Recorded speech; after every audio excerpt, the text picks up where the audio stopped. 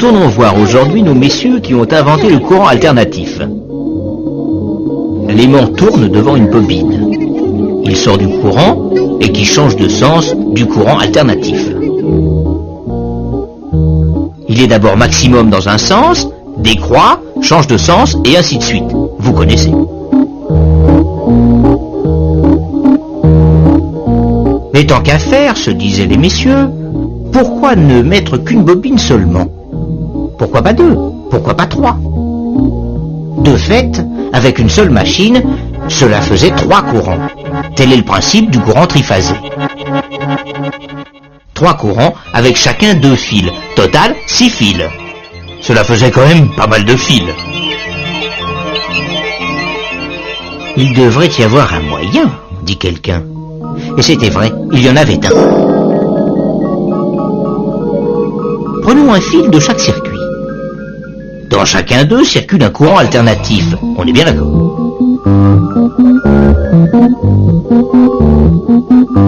Or, l'aimant passe d'abord devant la première bobine, puis devant la deuxième, et enfin devant la troisième.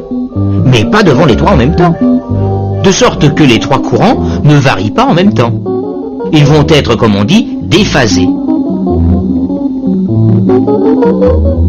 Vous me suivez? Oui, nous le suivons.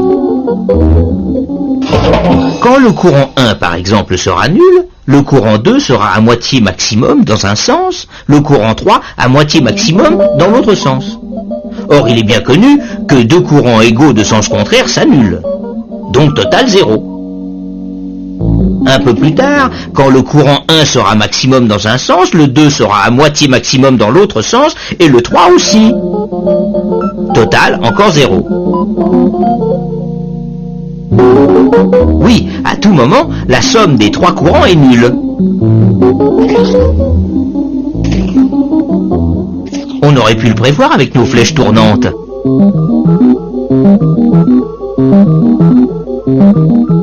Mais si la somme des courants est nulle, on peut donc mettre en commun ces 3 fils de retour. Et oui, et cela marche. Le fil où le courant est nul, on l'appelle le neutre. Les 3 autres fils, on les appelle les fils de phase. Supposons que le monsieur qui est sur la phase 1 éteigne sa lampe. Plus de courant sur la phase 1. La somme des 2 autres courants n'est plus toujours nulle. Les 3 phases ne sont plus équilibrées et il passe du courant dans le neutre.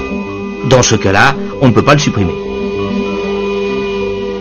Mais 4 fils au lieu de 6, cela fait quand même une bonne économie. Tel est le principe du courant triphasé. 3 fils de phase, 1 fil de neutre, plus quelquefois 1/5. Mais celui-là sert à allumer les réverbères. Vous êtes branché, par exemple, entre la phase 1 et le neutre. Votre voisin d'à côté entre la phase 2 et le neutre. Son autre voisin entre la phase 3 et le neutre, etc. Et chacun aura la même tension, disons 220 volts. Si on se branche entre 2 fils de phase, là, on a 380 volts. C'est la tension force pour les plus grosses installations. D'un côté du transformateur qui alimente le village, les 3 phases ne sont pas équilibrées. Mais lui se débrouille pour les équilibrer, grâce à une astuce électrique qu'il serait un peu long de vous expliquer. À partir de là, plus besoin de neutre. Ne reste que 3 fils. C'est ainsi que voyage le courant triphasé de transformateur en transformateur jusqu'à l'usine électrique.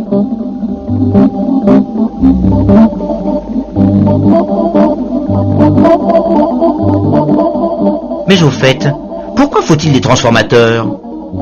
Eh bien, cela permet en particulier de réduire le diamètre des câbles électriques. C'est un autre moyen de faire des économies de fil. Mais nous verrons cela dans notre prochain épisode.